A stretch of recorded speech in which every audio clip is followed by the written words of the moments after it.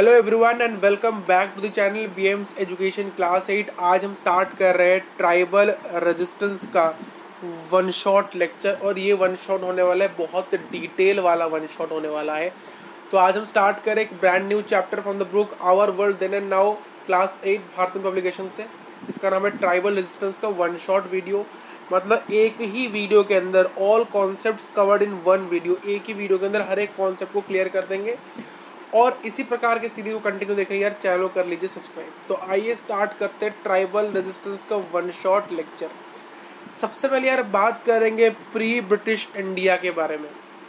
सबसे पहले हम बात करेंगे प्री ब्रिटिश इंडिया के बारे में।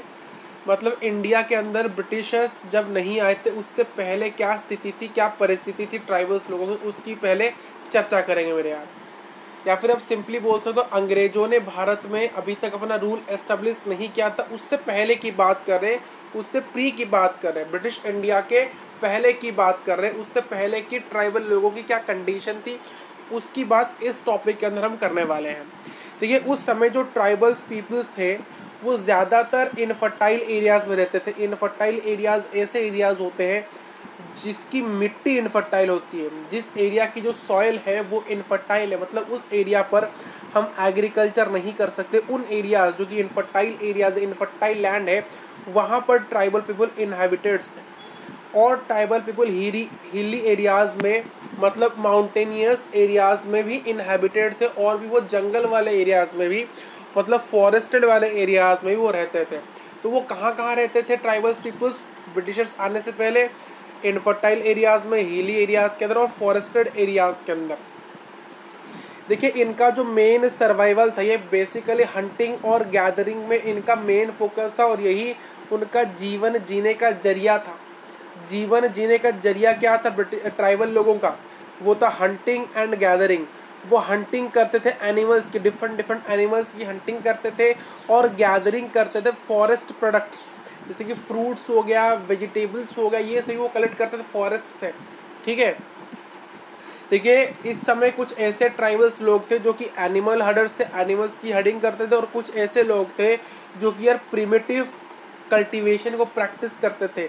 प्रिमिटिव कल्टीवेशन बोले तो ट्रेडिशनल कल्टीवेशन, मतलब पुराने प्रिमिटिव एग्रीकल्चर, पुराने काल के एग्रीकल्चर के टूल्स को यूज़ करके वो जो कल्टीवेशन करते हैं उसको हम बेसिकली कहते हैं प्रिमिटिव कल्टीवेशन, या फिर प्रिमिटिव एग्रीकल्चर, या फिर आप कह सकते हो ट्रेडिशनल एग्रीकल्चर, या आप कह सकते हो पुराने काल की चीज़ों में, मतलब पुराने चीज़ों को यूज़ करके हम जब खेती बाड़ी करते हैं उसको हम प्रिमिटिव कल्टीवेशन कहते हैं। प्रिमिटिव का मतलब ही क्या है? ओल्ड, पुराना, ट्रेडिशनल। तो देखिए जैसे कि हमारे समाज के अंदर भी कुछ सोशल डिविजन है, कास्ट को लेकर, हमने वर्नर्स को लेकर सोसाइटी को बांटा है, हमने बहुत से अदर डिविजन्स भी किए। तो उसी प्रकार से जो ट्राइबल सोसाइटी है उन्होंने भी अपने कम्युनिटी के अंदर, अपने समाज के अंदर सोशल डिविजन्स किए हैं। जैसे कि यार हमारे समाज के अंदर कानून होता है, उसी प्रकार से ट्राइबल लोगों के कम्युनिटी के अंदर भी उनके खुद के कानून हैं। अब एक कानून बनाता कौन है? देखिए हर ट्राइबल कम्युनिटी के पास अपना एक ट्राइबल चीफ होता है। आगे हम इसी चैप्टर में पढ़ेंगे। वो जो ट्राइबल चीफ होता है, वो ट्राइबल चीफ क्या करता है? अपने अपने ट्राइबल कम्युनिटी के लिए लॉ बनाता है, और उस लॉ को मेंटेन भी करता है, और ऑर्डर भी क्रिएट करता है, फिर उस ऑर्डर को मेंटेन भी करता है। क्लियर है आपको? तो आप सिंपली याद रखिए हर एक ट्राइबल कम्युनिटी का एक ट्राइबल चीफ होता है जो कि लॉ एंड ऑर्डर बनाता है और लॉ एंड ऑर्डर को मेंटेन भी करता है। ठीक है, नेक्स्ट यार बात करते हैं ट्राइबल ऑक्यूपेशन, इनके क्या क्या काम थे। ट्राइबल ऑक्यूपेशन बोले तो सिंपली हम, जैसे कि हम क्या करते हैं आजकल, अगर हम हमारी बात करें तो हम किस किस ऑक्यूपेशन में जाते हैं यार? बंदा डॉक्टर बनता है, इंजीनियर बनता है, मर्चेंट नेवी बनता है, कोई आईएएस ऑफिसर बनता है, यानी हर कोई अलग अलग डिफरेंट कैटेगरीज में आता है, डिफरेंट प्रोफेशन में आता है, डिफरेंट ऑक्यूपेशन में आता है। तो उसी प्रकार से अगर हम बात करें ट्राइबल पीपल्स के क्या ऑक्यूपेशन थे, वो किस किस काम करते थे, वो कैसे अपना गुजारा करते थे, कि क्या प्रोफेशंस थी, क्या ऑक्यूपेशंस थी, तो वो हम इस टॉपिक के अंदर पढ़ने वाले हैं। तो सबसे पहले यहाँ स्टार्ट करते हैं हडिंग से। देखिए हडिंग मतलब बेसिकली एनिमल की हडिंग, एनिमल्स हडर्स थे। ज़्यादातर जो ट्राइबल पीपल्स थे वो एनिमल हडर्स थे। अगर ऐसे ही कुछ कम्युनिटीज़ के नाम लिखे गए हैं जो कि क्या थे? एनिमल हडर्स, जैसे कि Van Gujjars, Bakarwals, Gaddis of northern and north western India, ये जो ट्राइबल कम्युनिटी के लोग हैं ये बेसिकली क्या थे? एनिमल हडर्स थे। ये ज़्यादातर शिप्स, गोट्स और समटाइम्स कैमल्स की भी क्या करते? हडिंग करते थे, और उनको रियर्ड भी करते थे, उनको पालते थे, फिर गोट को पालते थे, गोट के मिल्क को बेचते थे, या फिर कैमल के पीछे कार्ट लगा देते थे, कैमल कार्ट कर देते थे, तो उससे फिर एक जगह से दूसरी जगह ट्रांसपोर्ट कर देते थे सामान को, ठीक है। इस प्रकार से वो करते थे मेरे यहाँ। नेक्स्ट अगर उनके ऑक्यूपेशन की बात करें, जो कि hunting, gathering and shifting, hunting, gathering और शिफ्टिंग, ठीक है। देखिए जो ट्राइब्स हैं वो ज़्यादातर हंटिंग करते हैं किसकी, एनिमल्स की। वो मछली पकड़ते हैं, मतलब फिशिंग करते हैं, वो फॉरेस्ट के प्रोडक्ट को कलेक्ट करते हैं और झूम कल्टीवेशन को प्रैक्टिस करते हैं। अब ये झूम कल्टीवेशन का एक और नाम है जो कि शिफ्टिंग कल्टीवेशन। इस शिफ्टिंग कल्टीवेशन का भी एक और नाम है जो कि स्लैश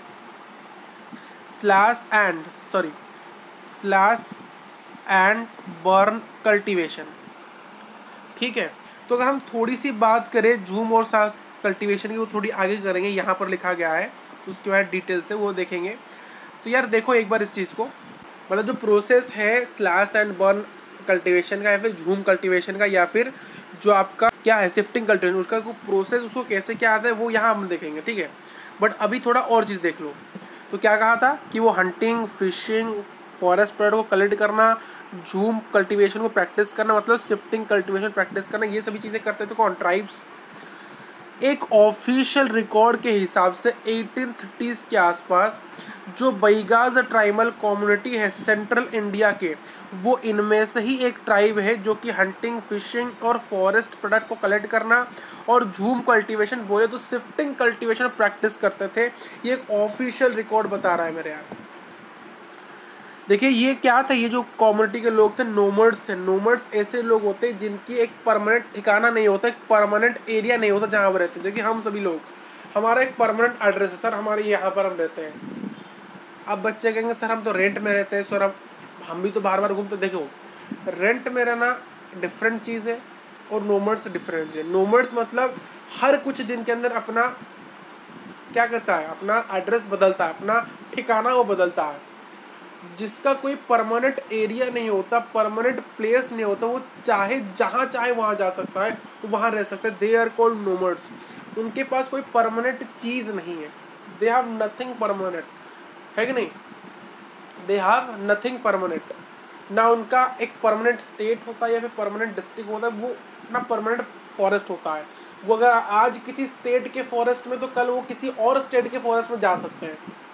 क्या आप जा सकते हो? अगर आपका घर किसी स्टेट में है, क्या उस स्टेट को छोड़ के आप किसी और स्टेट में जा सकते हो? नहीं जा सकते, क्योंकि सर आपको, सर हमारा तो हर चीज़ तो इसी स्टेट में, हम कैसे अलग स्टेट में जाएं? या फिर हम एक डिस्ट्रिक्ट को छोड़ के दूसरे डिस्ट्रिक्ट भी आप नहीं जा सकते, है कि नहीं। आप अपने डिस्ट्रिक्ट को छोड़ के दूसरे डिस्ट्रिक्ट भी नहीं जा सकते, क्योंकि यार अपने ही डिस्ट्रिक्ट में आपका सब कुछ है, तो आप जाओगे क्यों? तो उसी प्रकार, बट दे हैव नथिंग, उनका तो कुछ है नहीं, तो वो दे आर नोमर्ड्स, वो एक जगह से दूसरी जगह जा सकते ईजिली, दैट्स इट। और ये जो नोमर्ड्स यह करते थे, एनिमल्स हंटिंग करते थे। ये हंटिंग करते थे सैम्बर डियर की, हार्सेस की और बर्ड्स की, इन सभी चीज़ों की वो क्या करते थे, हंटिंग करते थे। देखिए ये बॉम्बू से बास्केट्स बनाते थे और शहद को कलेक्ट करते थे, बोले तो हनी कलेक्ट करते थे, और बाकी के जंगल के प्रोडक्ट्स को कलेक्ट करते थे, जैसे कि वाइल्ड रूट्स हो गया या फिर फ्रूट्स हो गया। ये सभी चीज़ें वो करते थे मेरे यार। कौन करता था भाई? ये जो ट्राइबल कम्युनिटी के लोग हैं, क्या क्या करते थे, एनिमल हंटिंग करते थे, सैम्बर डियर, बर्ड्स, इन सभी की हंटिंग करते थे। बम्बू से बास्केट्स बनाते थे, वो मतलब बनाते थे, बुनते थे मेरे यार, और हनी कलेक्ट करते थे, और बाकी के जंगल प्रोडक्ट्स हुए वो कलेक्ट करते थे, जैसे कि वाइल्ड रूट्स हो गया या फिर फ्रूट्स हो गया। इनके पास कुछ कुछ हंटिंग टूल्स था, एनिमल्स की हंटिंग करने के लिए इनके पास ये टूल्स थे। ये टूल्स क्या है? एक तो है स्पीयर्स, एक तो है बोल्स, यार इसको याद रखना, एक तो है स्पीयर्स, एक तो यार है स्पीयर्स, एक तो है बोल्स, एक तो यार पॉइजन एरोज। ये जो चीज़ें हैं स्पीयर्स, बोल्स, पॉइजन एरोज, ये यार हंटिंग टूल्स है, जिसकी वजह से वो एनिमल की हंटिंग क्या करते थे। ये जो एनिमल्स के नाम में लिखा है, इनके यार ये हंटिंग करते थे। देखिए यार ये फिशिंग भी करते थे। ये फिशिंग यार दो प्रकार से करते थे। या तो फिशिंग एक बैम्बू मेश की मदद से करेंगे, और इसी बैम्बू मेश को झूमर कहा जाता था, या तो यार एक हुक की मदद से ये फिशिंग करते थे, जो कि नदी के अंदर जो फिश बहते थे उनको पकड़ते, ट्रैप दी फिश को ट्रैप करते थे। तो दो तरीके से कर सकते थे, या तो एक बम्बू से बना टोकरा ले जाएंगे, बम्बू से बना टोकरा ले जाएंगे, इस प्रकार से बना हुआ एक बम्बू से बना टोकरा, इसको पानी के अंदर डुबा देंगे, इसके अंदर अगर कोई मछली फंस गई तो बढ़िया है, तो उसको पकड़ लेंगे, तो ठीक है। ये एक मेथड है जिसको बैम्बू मेश की मदद से वो करते, जिसको झूमर कहा गया है यहाँ पर। या तो यार ये एक लाइन विथ हुक से करते, जैसे कि मान लो ये एक लकड़ी होगी, यहाँ पर ये एक लकड़ी होगी, यहाँ एक धागा होगा और यहाँ एक हुक लगा होगा, यहाँ एक ये हुक लगा होगा, और इस हुक को इस चीज़ को वो पानी के अंदर डालेंगे, और इस हुक में क्या होगा, इसमें एक चारा डाल देंगे, खाना डाल देंगे, चारा डाल देंगे, फिर यहाँ पर क्या होगा, मछली आके लगेगी और यहाँ हुक में फंस जाएगी, फिर उसको खींच लेंगे। या तो हुक की मदद से करेंगे, या तो एक झूमर जो कि बैम्बू मेश, बैम्बू की टोकरी से करेंगे मेरे यहाँ, जो कि फिश को ट्रैप करेगी नदी के अंदर। तो यहाँ क्या लिखा गया है, इस चीज़ को समझने से पहले यार डायग्राम समझते हैं। यार आ जाइए, डायग्राम समझते हैं। आपको यार क्या होता है शिफ्टिंग कल्टीवेशन, क्या होता है शिफ्टिंग कल्टीवेशन, डायग्राम की मदद से समझेंगे, बढ़िया हो जाएगा। वहाँ लाइन लिखे हैं, वो लाइन को यार फिगर की मदद से आपको स्लैश एंड बर्न कल्टीवेशन, झूम कल्टीवेशन और शिफ्टिंग कल्टीवेशन बढ़िया समझा देंगे, आपको मज़ा आ जाएगा। आइए लिखो यार, झूम कल्टीवेशन, झूम कल्टीवेशन मेरे यार। नेक्स्ट उसी को ही हम शिफ्टिंग कल्टीवेशन कहते हैं, ऐसे नहीं लिखेंगे, ऐसे लिखेंगे। और शिफ्टिंग कल्टीवेशन इसको ही हम कहते हैं शिफ्टिंग कल्टीवेशन यार, इसी को ही हम कहते हैं स्लैश एंड बर्न कल्टीवेशन कहते हैं। पहले तो बच्चा लोग इसको आपको याद रखना पड़ेगा। सबसे पहले तो यार नाम को याद रखना पड़ेगा, नाम से यार काम बनता है, तो नाम को याद रखना पड़ेगा। लेकिन मैं आपको वेरीफाई भी कराऊंगा इसका नाम ऐसा क्यों है, ये वेरीफाई में करा दूंगा आपको, उसकी चिंता आप मत करिए। इनको वेरीफाई में कराऊंगा भाई इसका नाम ऐसा क्यों है, वो हम कराएंगे। पहले यार समझते हैं इसमें बेसिकली होता क्या है मेरे यार, होता क्या है।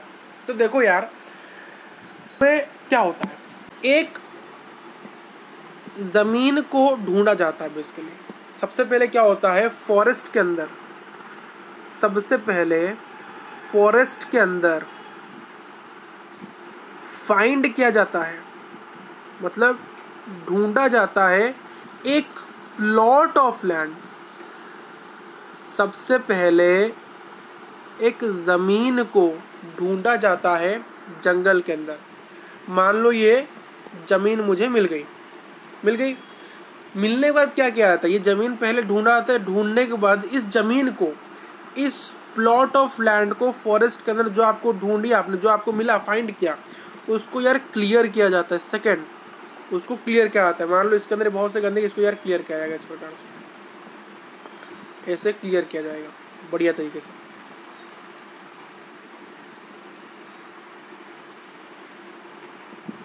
तो यार ऐसे इसको क्लियर करते हैं, क्लियर हो गया। अब क्लियर होने के बाद क्या करेंगे, नेक्स्ट यहाँ एक प्लॉ, एक एग्रीकल्चरल इंस्ट्रूमेंट है, उस प्लॉ की मदद से यहाँ पर प्लॉइंग कर देंगे। क्या कर देंगे यार, प्लॉइंग कर देंगे मेरा, क्या करेंगे मेरे यार, प्लॉइंग कर देंगे, ठीक। तो यहाँ सबसे पहले प्लॉ की मदद से ऐसे ऐसे प्लॉइंग कर देंगे।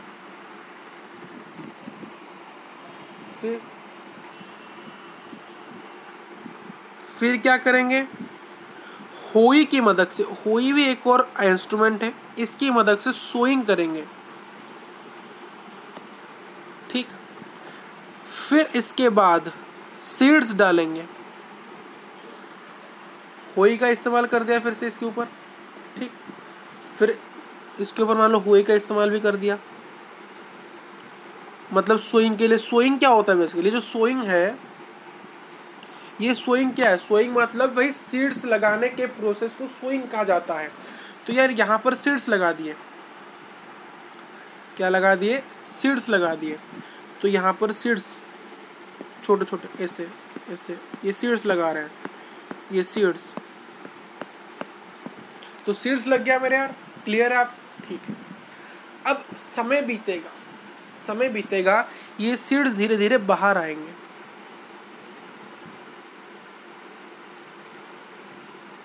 तो यार थोड़ा इसको मैं इरेज कर देता हूँ, ये वाला बीच वाला को, देखो जगह नहीं होता। फिर ये धीरे धीरे बढ़ेंगे बीच, सीड्स ग्रो हो जाएंगे, सीड्स धीरे धीरे यार ग्रो हो जाएंगे। और फिर एक लॉन्ग पीरियड के बाद, एक बहुत समय के बाद, ये एक मैच्योर प्लांट बन जाएंगे।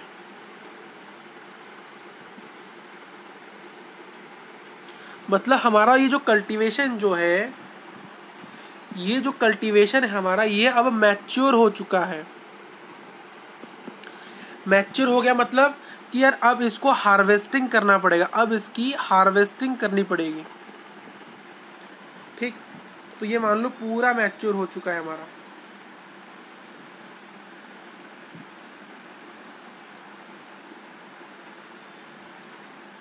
ये मान लो पूरा हमारा मैच्योर हो चुका है। क्लियर है?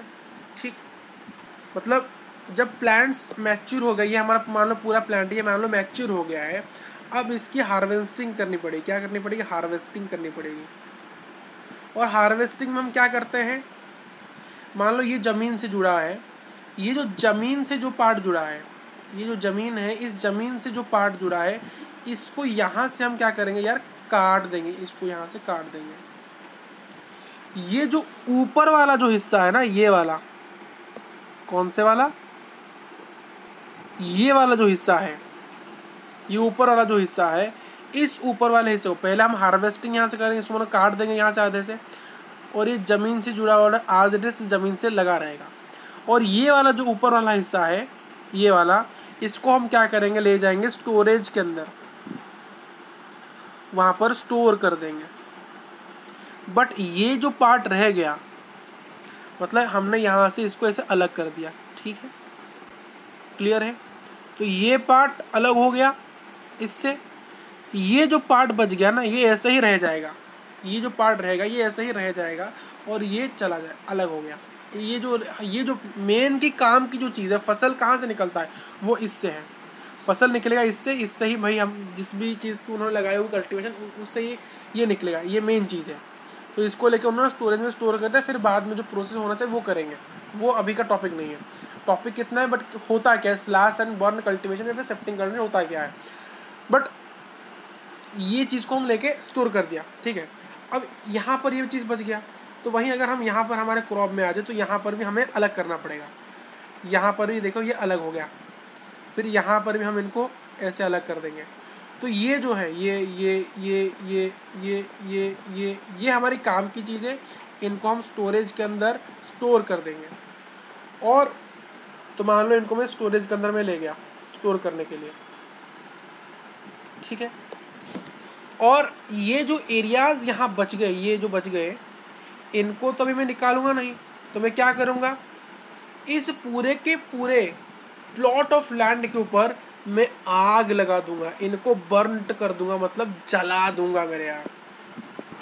तो यार हमने क्या किया, इसके ऊपर आग लगा दिया, मतलब इसको पूरी तरह से बर्नट कर दिया मेरे। इसके ऊपर पूरी तरह से हमने क्या किया, इसके ऊपर आग लगा दिया। बेसिकली हमने क्या किया, इसके ऊपर आग लगा दी, इसको बर्नट कर दिया।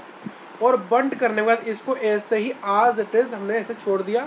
फिर इसी प्रकार की प्रोसेस को हमने करने के लिए हमें एक और एरिया को ढूंढना पड़ेगा। सबसे पहले हमने चीज़ें कर ली जो करना था, फिर हमने लास्ट में हमारा जब हर चीज़ हो गया, हमने इसके ऊपर इसको क्या किया, इसको बर्न कर दिया। ठीक है, हमने क्या किया यार, बर्न कर दिया। ठीक है, क्या किया, बर्न कर दिया। जैसे ही बर्न हो गया तो इस लैंड का काम खत्म हो गया। हम फिर कहाँ जाएंगे, हम इसी प्रकार के प्रोसेस को किसी न्यू लैंड में करेंगे, उसको ढूंढने के लिए वो ट्राइबल्स लोग चले जाएंगे। क्लियर है? ठीक है, अब इसके नाम को वेरीफाई करिए। देखिए, वाई इट इज कॉल्ड झूम कल्टीवेशन। देखिए, जिस एरिया में इसको कहा जाता था, जिन ट्राइबल्स इनको कर रहे थे, प्रैक्टिस कर रहे थे, ये जो झूम है, ये एक वर्ड है जो कि उस रीजनल लैंग्वेज से आया है। झूम उस रीजनल लैंग्वेज का एक वर्ड है, तो झूम कल्टीवेशन कहा गया। Why it is shifting cultivation. देखिए, शिफ्टिंग कल्टीवेशन इसलिए इसको कहा जाता था क्योंकि यार सबसे पहले हम एक जगह में करते हैं उस पूरे प्रोसेस को, फिर उस लैंड को छोड़ के चले आते हैं किसी और जगह ढूंढने। मतलब पहले हम यहाँ एग्रीकल्चर कर रहे थे, फिर हमने जैसे बंद कर दिया, यहाँ पर काम खत्म, फिर इस लैंड को छोड़ के हम किसी और लैंड में चले जाएंगे, किसी मतलब और लैंड में हम शिफ्ट हो जाएंगे। तो इसलिए इसका नाम है शिफ्टिंग कल्टीवेशन। अब इसका नाम स्लैश एंड बर्न कल्टीवेशन क्यों है? जैसे कि यार, जैसे कि प्लांट्स मैच्योर हो जाते हैं तो उनको हार्वेस्ट करना पड़ता है, तो हम क्या करते हैं, इन प्लांट्स को स्लैश करते हैं, इन प्लांट्स को हम बीज से स्लैश करते हैं, तो इसीलिए इसका नाम स्लैश है। और हमने यार जैसे ही हमारा काम खत्म हो गया, हमने पूरे के पूरे प्लॉट को यार आग लगा दिया, मतलब बर्न कर दिया, तो इसलिए इसका नाम है बर्न, तो इसलिए इसका पूरा नाम है स्लैश एंड बर्न कल्टीवेशन। तो यार हम अपने नोट्स में फिर से आ जाते हैं, ये रहा। तो यार वही चीज़ें लिखी गई है कि यार बहुत से ट्राइब्स जो थे वो शिफ्टिंग कल्टीवेशन करते थे। पहले वो क्या करते थे, एक फॉरेस्ट लैंड को ढूंढते थे, फिर उसको क्लियर करते थे, फिर उस वहाँ पर सॉइल को फ्यूरिड करते थे, मतलब वहाँ पर सोइंग के लिए उसको होई की मदद से सोइंग के लिए बनाते, मतलब सीड्स उस पर डालते थे, फिर प्लॉइंग करते थे प्लॉ की मदद से, फिर वहाँ पर सीड्स स्कैटर करते थे। एक समय ऐसा आता था कि हमारे क्रॉप्स मैच्योर होते थे तो फिर वो उसको हार्वेस्ट करते थे, फिर हार्वेस्ट करने के बाद क्या करते थे, वहाँ पर उस एरिया पर, उस वेजिटेशन पर आग लगा देते थे और फिर एक और जगह वो शिफ्ट हो जाते थे। तो यहाँ पर आपको देखने को मिलता है भाई, ये जो इंस्ट्रूमेंट है, ये जो है, ये क्या है आपका, ये जो है ये आपका होए है, और यहाँ पर इस व्यक्ति ने जो पकड़ा है ये आपका प्लॉ है। इस प्लॉ की मदद से प्लॉइंग क्या आता है, होए की मदद से सोइंग क्या आता है। नेक्स्ट, जो बैगाज ट्राइबल कम्युनिटी है, इनके पास देयर प्लॉट बेवर्स, इनको प्लॉट बेवर्स भी कहा जाता था। ये क्या करते हैं, ये सबसे पहले एक प्लॉट ढूंढते हैं और वहाँ उसको साफ करते हैं, first cutting down the vegetation. सबसे पहले उनको कोई प्लॉट अगर मिलता है तो अगर वहाँ पर पहले से कोई वेजिटेशन अगर हुआ है, अगर वहाँ पहले से कोई खेती हुई है, सबसे पहले उस खेती को वो क्लियर करते हैं या काटते हैं, कटिंग डाउन करते हैं, फिर उस एरिया को जला देते हैं। मान लो यहाँ एक एरिया है, यहाँ पर पहले से ही वेजिटेशन हुई थी, सबसे पहले उस वेजिटेशन को जलाया जाएगा या फिर काटा जाएगा।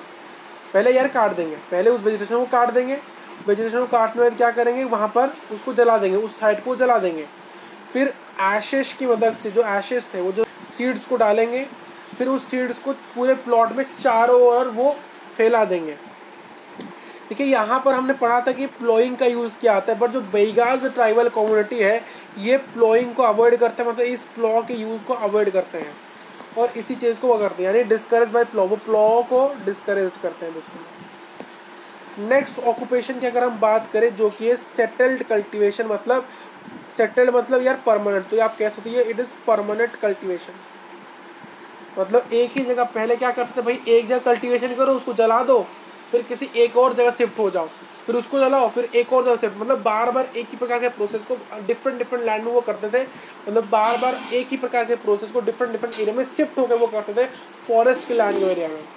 शिफ्टिंग कल्टीवेशन हमने देखा, बट यहाँ पर सेटल्ड कल्टीवेशन में वो क्या करते हैं, वो एक ही जगह पर परमानेंटली रहते हैं और वहीं पर अपने सेटल्ड होकर जो ट्राइब्स हैं क्या करते हैं, अपने कल्टीवेशन को परफॉर्म करते हैं। सबसे पहले अपने खुद के लैंड को क्लियर करते हैं, फिर वहाँ पर कल्टीवेशन करते हैं। इनमें से जो मुंडाज ट्राइबल कम्युनिटी है छोटनागपुर रीजन के, वो इसी प्रकार के प्रोसेस करते हैं, मतलब वो सेटल्ड कल्टीवेशन को परफॉर्म करते हैं। और जो लैंड है वो उनकी पूरी की पूरी कम्युनिटी को बिलोंग करते हैं, पूरी मुंडाज ट्राइबल कम्युनिटी को बिलोंग करते हैं, ना कि किसी सिंगल पर्सन को। वो अपने आप को कहते हैं कि हम डिसेंडेंट्स हैं, वो कहते हैं कि यार हम उन लोगों के डिसेंडेंट्स हैं, या जो कि यार इसी प्रकार के प्रोसेस को करते आ रहे हैं। मतलब फॉरेस्ट को क्लियर करनी, जो प्रोसेस है फॉरेस्ट को क्लियर करना, फिर वहाँ पर वेजिटेशन करना, एक मतलब परमानेंट बेसिस पर एक जगह है वहाँ पर उसको क्लियर करना और वहाँ पर कल्टीवेशन करना और वहीं पर पूरे समय तक करना, मतलब परमानेंटली वहीं पर करना। ये जो मुंडास कम्युनिटी कहते हैं कि यार ये चीज़ जो है कि एक लैंड पर उसको काटना फिर उसको कल्टीवेशन करना, ये पूरी की पूरी चीज़ हमने अपने डिसेंडेंट से ओरिजिनली आई है, हमारे एंसेस्टर से आई है, अपने डिसेंडेंट्स से आई है, हमारे पूर्वजों से आई है और हमारे आने वाले पीढ़ी भी इसी चीज़ को करेगी। तो ये कहते हैं ये जो प्रोसेस है पूरा, जो सेटलमेंट परमानेंट सेटलमेंट वाला या फिर सेटल्ड कल्टीवेशन वाला जो फंडा है, ये बेसिकली हमसे ही ओरिजिनेट हुआ, ये लोग कहते हैं। और क्या काम ये करते हैं भाई, ये ट्रेड करते हैं, ये व्यापार करते हैं या फिर उसके अलावा भी कुछ और चीज़ें करते हैं, और जैसे हम कहते हैं ना एक्सेट्रा चीज़ें करते हैं, उस एक्सेट्रा को लिखा गया है कि और भी कुछ चीज़ें करते हैं। देखिए जो ट्राइबल पीपल व्यापार करते हैं अपने हाथों से बने हुए चीज़ों का, हैंडमेड प्रोडक्ट्स का, हैंडमेड गुड्स का, वो फॉरेस्ट प्रोड्यूस चीज़ों का भी व्यापार करते हैं, वो एनिमल प्रोडक्ट्स का ही व्यापार करते हैं, और कई बार तो यार वो इस चीज़ के लिए पैसा भी लेते हैं। ठीक। देखो वहाँ पर क्या होता है, कई बार ट्राइबल लोग ऐसा करते हैं, मान लो उन्होंने कोई फॉरेस्ट प्रोडक्ट किसी व्यक्ति को बेचा, ट्रेड उसी से व्यापार किया, तो उसको वो पैसा ना लेके, उस व्यक्ति से वो पैसा ना लेके क्या करेंगे, राइस ले लेंगे या फिर सॉल्ट ले लेंगे या फिर क्लॉथ ले लेंगे या तो पैसा ले लेंगे। इस प्रकार से वो करते थे, वो पैसा लेते थे, अगर पैसा नहीं लेंगे तो राइस ले लेंगे या फिर क्लॉथ ले लेंगे या फिर सॉल्ट ले लेंगे, जो चीज़ उनके पास रेडिली अवेलेबल नहीं है। तो वो व्यापार इन चीज़ों का करते थे और उस व्यापार के अलावा मतलब व्यापार करते थे और उसके अलावा रिटर्न उनसे या तो ऐसे चीज़ें ले लेंगे जो कि उनके पास अवेलेबल नहीं है, जैसे कि राइस, सॉल्ट और क्लॉथ, या फिर डायरेक्टली उनसे पैसा ले लेंगे। सॉम बैगाज, जैसे कि अगर बात करें, कुछ ऐसे बैगाज हैं जो कि बास्केट्स बना के बेचते हैं और कुछ ऐसे भी बैगाज हैं जो कि फॉरेस्ट प्रोडक्ट्स जैसे कि हनी बेचते हैं। अब अदर ऑक्यूपेशन की अगर हम बात करें, अदर ऑक्यूपेशन ऐसा है कि कुछ ऐसे भी ट्राइबल लोग हैं जो कि एग्रीकल्चर लेबर्स या फिर कूलीज की तरह, कूलीज को पोर्टर्स कहता है, ऐसे भी काम करते हैं। नेक्स्ट हम बात करते हैं tribal life under British rule. भाई अब ब्रिटिश इंडिया में आ चुका था, ब्रिटिशर्स इंडिया में आ चुके थे। अब ब्रिटिश रूल के अंडर ट्राइबल्स लोगों की किस प्रकार से ज़िंदगी चल रही थी, आइए चर्चा करते हैं। देखिए धीरे धीरे भारत के अंदर ब्रिटिश कॉलोनियल रूल बढ़ता गया, एक्सपांड हो गया मेरे यार। क्या हुआ, धीरे धीरे स्टार्ट करें तो क्या हुआ था, मैंने कहा था कि धीरे धीरे क्या हुआ, जो ब्रिटिश रूल है वो धीरे धीरे यार एक्सपांड हो रहा था भारत के अंदर। इससे क्या हुआ, तो इससे बहुत से ट्राइबल एरियाज जो थे वो धीरे धीरे ब्रिटिशर्स के इन्फ्लुएंस में आने लगे, ब्रिटिशर के अंडर आने लगे। देखिए जो ब्रिटिश ऑफिशियल्स थे, क्रिश्चियंस मिशनरीज थे, प्लांटर्स थे, मलैंडर्स थे, ठेकेदार बोले तो कॉन्ट्रैक्टर्स थे या तो जमींदार थे, ये सभी क्या हुए, बहुत बड़े पैंतरे के अंदर ट्राइबल एरियाज़ के अंदर आने लगे और वहाँ पर अपना इन्फ्लुएंस करने लगे। और इससे क्या हुआ, बहुत से प्रॉब्लम्स भी क्रिएट होने लगे ट्राइबल लोगों के अंदर। सबसे पहला प्रॉब्लम क्या था, सबसे पहला प्रॉब्लम ये था कि लॉस ऑफ पावर। पहले क्या हुआ था, जो ट्राइबल कम्युनिटी है, अगर प्री ब्रिटिश पीरियड की हम बात करें, ब्रिटिशर्स आने से पहले जो कानून बनाने की जो ताकत है, लॉ बनाने की जो ताकत है, पूरे ट्राइब को मैनेज करने की जो पावर है, पूरे ट्राइब के लैंड के फॉरेस्ट को मैनेज करने की जो पावर है, वो ट्राइबल चीफ के पास होती थी। हर एक ट्राइबल कम्युनिटी के पास अपना एक ट्राइबल चीफ होता था जो कि ये सभी चीज़ें करता था, लॉ बनाता था, ट्राइब्स को मैनेज करता था, लैंड फॉरेस्ट इनको मेंटेन करता था। और उसके पास ये भी पावर था, वो कई बार उनसे टैक्स भी कलेक्ट कर सकता था। ट्राइबल कम्युनिटी के लोगों से ट्राइबल चीफ कई बार टैक्स भी कलेक्ट कर सकता था। एक ट्राइबल कम्युनिटी है जो कि भील, तो यार भील के जो चीफ हैं, जो भील चीफ मतलब भील ट्राइबल कम्युनिटी के जो लीडर हैं, जो कि सदर्न गुजरात के हैं, ये क्या करते थे, इनके जो पीजेंट बिल्स हैं, जो पीजेंट बिल्स है मतलब ऐसे बिल्स जो कि फार्मिंग करते थे, उनसे वो क्या करते थे, लैंड टैक्स कलेक्ट करते थे। और कई बार तो उन्होंने ऐसे भी फॉरेस्ट लॉज न्यू फ्रेम भी किए हैं, अपने फॉरेस्ट के लिए उन्होंने फॉरेस्ट लॉ भी फ्रेम किए हैं। वो बंजारास को भी अलाउ करते थे कैटल्स इनके लैंड में ग्रेज करने के लिए, ठीक है, कैटल्स को ग्रेजिंग करने के लिए वो अपने लैंड में परमिशन देते थे बंजारास वाले लोगों को। और जो उसी नेबरिंग टाउन के ऐसे भी लोग हैं जो मर्चेंट है यार, उनको भी वो सेल करते थे, उनके साथ भी व्यापार करते थे फॉरेस्ट प्रोडक्ट जैसे कि टिम्बर, महुआ फ्लावर्स को लीकर बनाने के लिए काम किया जाता था, हनी को, ली को एंड बम्बू गुड्स को। तो बेल चीफ ये सभी चीज़ें करते थे। बेल चीफ्स लैंड भी टैक्स करते थे, कलेक्ट लैंड टैक्स भी करते थे, फॉरेस्ट प्रोडक्शन का मर्चेंट के साथ व्यापार भी करते थे, है कि नहीं। और वो बंजारास को अलाउ भी करते कि आप हमारे ज़मीन पे आप क्या कर सकते हो, ग्रेजिंग कर सकते हो अपने कैटल्स को। और द मराठा रूलर पेड हाक to the Bhil chiefs to prevent Bhil raids on the territory. जो मराठाज रूलर थे वो बिल चीफ को कुछ पैसा देते थे, और ये पैसा क्यों देते थे, इसीलिए देते थे क्योंकि जो बिल चीफ्स है वो अपने बिल टेरिटोरी को ना लेकर, बिल साम्राज्य लेकर मराठास टेरिटोरी को हमला ना कर दे। तो अपने हमले से, बिल चीफ के हमले से बचने के लिए मराठा के रूलर क्या करते थे, इनको हक देते थे, एक प्रकार का पैसा देते थे मेरे यहाँ, क्योंकि वो इनके जो बिल चीफ है इनके टेरिटोरी पर रेड ना मार सके, पैसा ना खा सके, पैसा ना ले सके, इसीलिए। तो ठीक है, अब क्या हुआ, ब्रिटिशर्स का इन्फ्लुएंस बढ़ रहा था। तो इस प्रकार से क्या हुआ, धीरे धीरे ब्रिटिशर को जब इसके बारे में पता चला तो ब्रिटिशर्स आके अप्रोच करी बिल के पास, बिल कम्युनिटी के चीफ के पास आके ब्रिटिशर्स पहुंच गई। देखिए बिल कम्युनिटी के पास, ये बिल होगा, ठीक है, भी लिखा है, ये बिल होगा। जो बिल टेरिटोरी के पास एक हॉस्टाइल टेरन की ज़मीन थी। देखिए ब्रिटिशर्स बिल चीफ को कहते हैं कि यार आपके इस कम्युनिटी को, इस टेरिटोरी को हम एनेक्स नहीं करेंगे, मतलब हम कैप्चर नहीं करेंगे। बट अगर हम कैप्चर नहीं करेंगे, अगर देखिए ब्रिटिशर का फंडा क्या था, भाई हम कैप्चर कर देंगे उस एरिया को, फिर वहाँ पर अपनी एक पपेट सरकार बैठाएंगे, तो वही चीज़ थी। बट यहाँ पर उन्होंने कहा कि यार हम यहाँ पर अनेक्स नहीं करेंगे, कैप्चर नहीं करेंगे। इसके अलावा उन्होंने कहा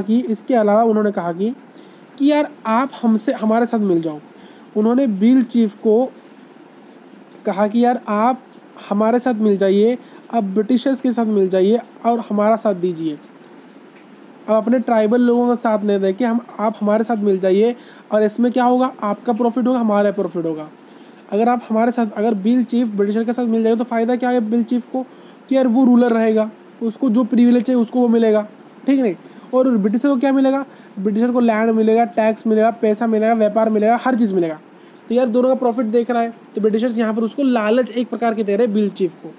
तो बिल चीफ को कहते हैं कि इस जगह का रूलर आप बन जाइए और आप ब्रिटिश पार्लियामेंट्री, यानी ब्रिटिश कंट्रोल को आप ब्रिटिशर्स के अंदर आ जाए, ब्रिटिशर्स से शामिल हो जाए मेरे यार। And Bhil chief were made answerable to British Bhil agent for various things. और उन्होंने कहा कि आप इस जगह के रूलर रहेंगे, आप इस जगह के राजा रहेंगे, बट आपके साथ हम आपके एरिया का एक एजेंट बनाएंगे। मतलब जो जैसे कि हमने कहा पढ़ा था कोलोनाइजेशन ऑफ इंडिया में, कि वहाँ पर क्या होता था, वहाँ पर उनके राजा के कोर्ट्स के अंदर एक वो पर्टिकुलर व्यक्ति को लाते थे, वो जो कि राजा के बात में इंटरफेयर करता था। वो व्यक्ति कौन था, कमेंट करके मुझे बताना, वो व्यक्ति कौन था, मुझे कमेंट करके बताना यार, क्या था उसका नाम।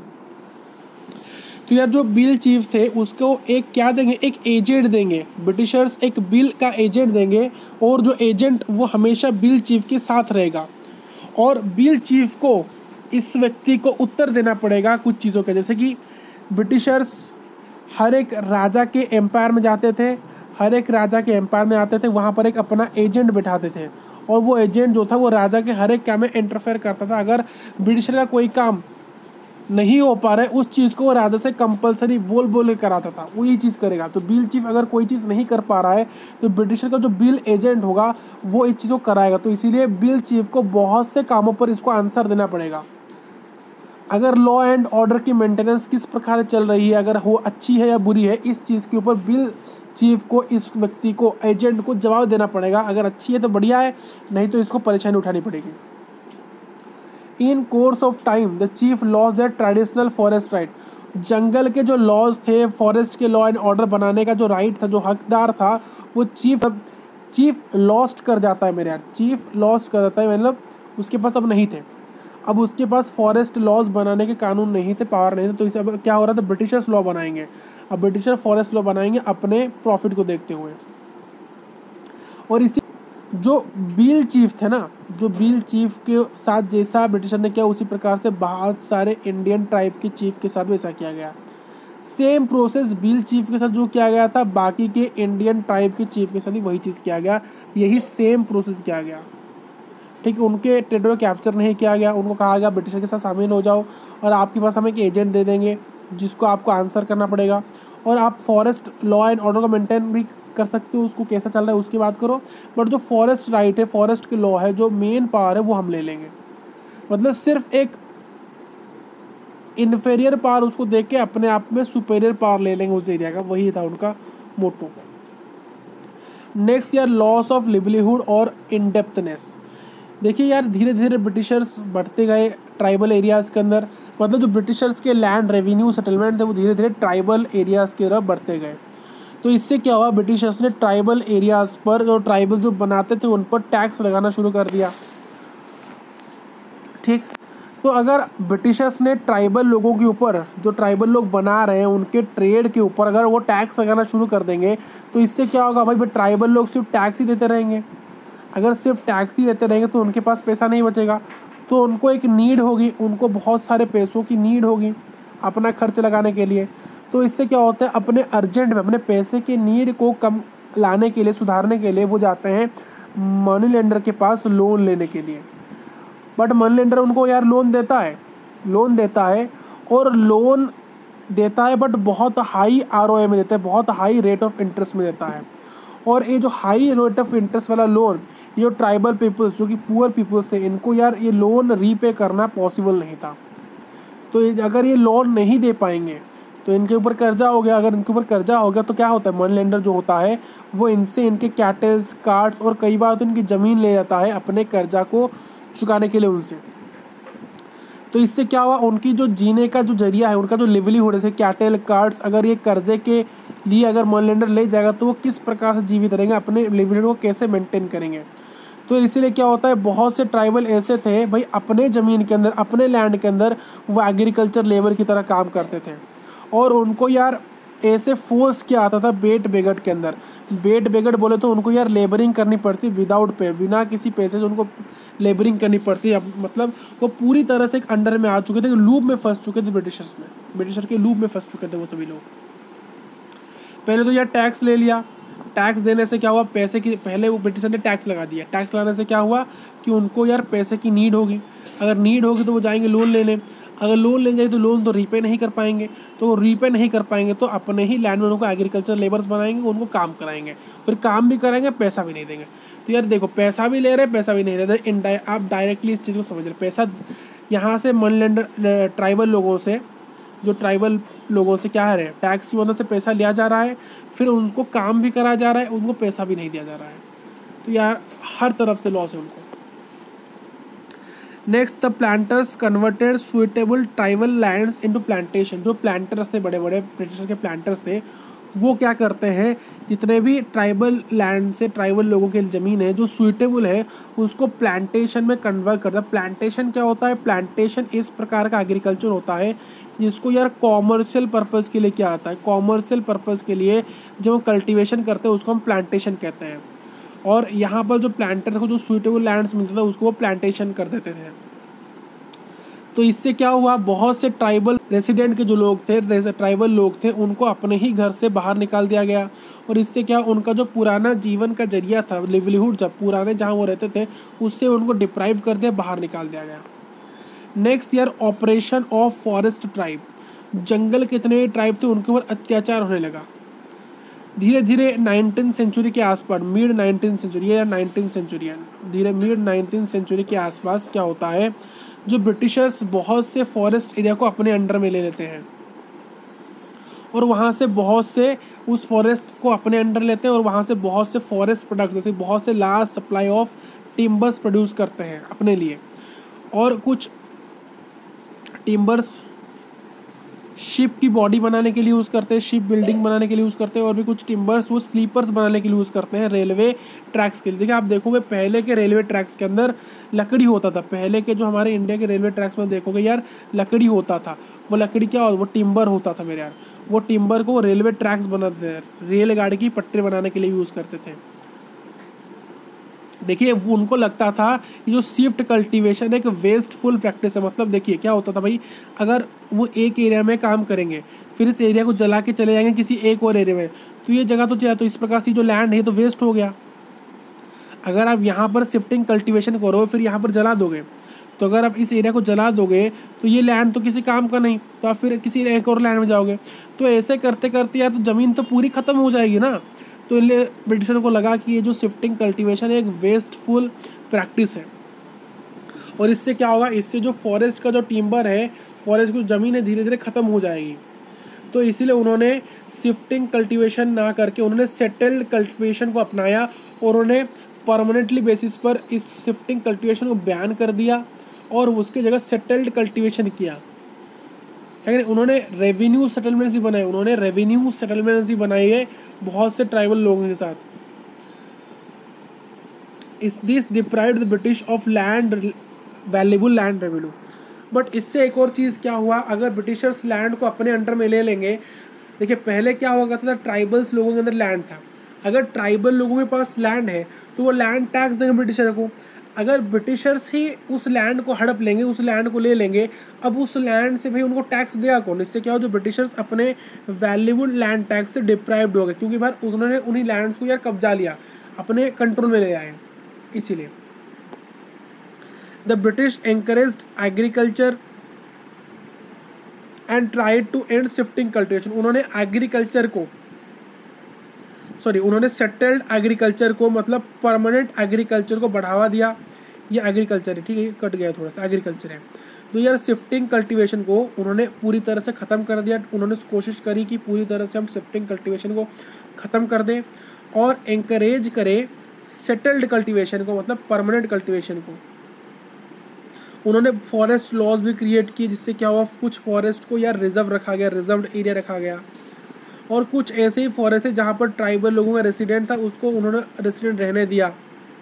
और कुछ ऐसे भी एरियाज उन्होंने बनाए, जहाँ फॉरेस्ट एरियाज बनाए जहाँ पर शिफ्टिंग कल्टीवेशन बिल्कुल ही नहीं हो सकती, पूरी तरह बैन है। और वहाँ उस एरिया फॉरेस्ट के फॉरेस्ट प्रोडक्ट को यूज़ करना पूरी तरीके से बैन है। ऐसे भी कुछ एरियाज बनाए, फॉरेस्ट लॉ के अंदर ये सभी चीज़ें कवर हो रही थी। बट इससे क्या हुआ, अगर फॉरेस्ट के अंदर अगर फॉरेस्ट प्रोडक्ट चीज़ों को यूज़ नहीं कर पाएंगे ट्राइबल लोग, वहाँ पर अपने लैंड को नहीं रह पाएंगे, तो उनका लिवलीहुड जो था ट्राइबल लोगों वो उनसे छीन गया। और इससे क्या, ब्रिटिशर्स ने उन सभी लोगों को एक चीप लेबर की तरह यूज़ किया बहुत से कामों के लिए। मतलब ट्राइबल लोग जो थे वो पहले अपना ट्रेड करते थे, अपना व्यापार करते थे, बस धीरे धीरे वो ब्रिटिशर के गुलाम बन गए, ब्रिटिशर के लेबर बन गए मेरे यार। जैसे कि जो बैगास ट्राइब थे, उनको यार फॉरेस्ट गार्ड बना दिया, फॉरेस्ट के सिक्योरिटी गार्ड उनको बना दिया मेरे यार। कुछ फायर बैचर्स बना दिए, और कुछ ऐसे भी ट्राइबल्स थे उनको वुड को कटिंग के लिए और ट्रांसपोर्टिंग के लिए बना दिए। ऐसे अलग अलग लेबरिंग काम में उनको लगा दिए जितने भी ट्राइबल लोग थे। कुछ ट्राइब्स ऐसे भी थे जो कि north eastern hill part of India में रहते थे, उन्होंने इस फॉरेस्ट रिजर्वेशन को, जो फॉरेस्ट कुछ एरिया को रिजर्व किया था, उसके खिलाफ थे, उसके अगेंस्ट में प्रोटेस्ट किया था उन्होंने।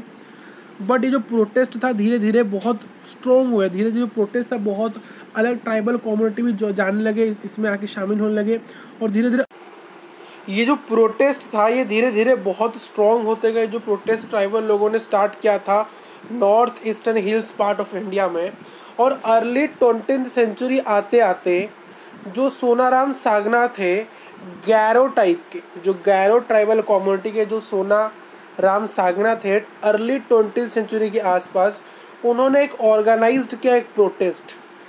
ये सभी चीज़ों को देखकर जो गैरो हिल के सोनाराम सागना थे, इन्होंने क्या किया, सोनाराम सागना, इस नाम को याद रखना, सोनाराम सागना, इन्होंने ऑर्गेनाइज किया एक प्रोटेस्ट ऑर्गेनाइज क्यों किया? देखें, जैसे ही ब्रिटिशर्स ने ये डिक्लेयर किया कि कुछ एरियाज़ को वो अनक्लास्ड फॉरेस्ट घोषित कर देंगे और जहाँ पर वो शिफ्टिंग कल्टीवेशन अलाउड करेंगे।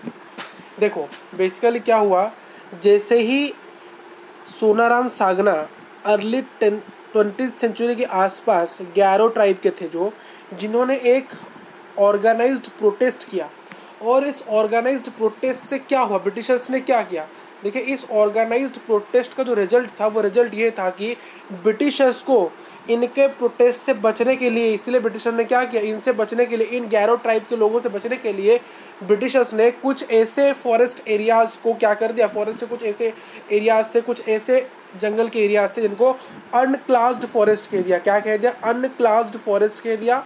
और जहाँ पर उन्होंने शिफ्टिंग कल्टीवेशन को अलाउ कर दिया, कहा कि आप इन एरियाज़ पर शिफ्टिंग कल्टीवेशन कर सकते हो। नेक्स्ट देखिए, जो फॉरेस्ट पीपल थे, मतलब जो ग्रोवर्स थे सिल्क वॉर्म के, कुकुन्स के, जो सिल्क वॉर्म से कुकुम होते हैं, कुकुन्स होते हैं, उनके जो ग्रोवर्स थे, उसको जो बढ़ाने वाले जो लोग थे, जो कि झारखंड में थे, उनको भी बहुत तरीके से, बहुत ख़राब तरीके से एक्सप्लॉइट किया गया, मतलब उनके ऊपर अत्याचार किया गया मिडिलमैन के द्वारा।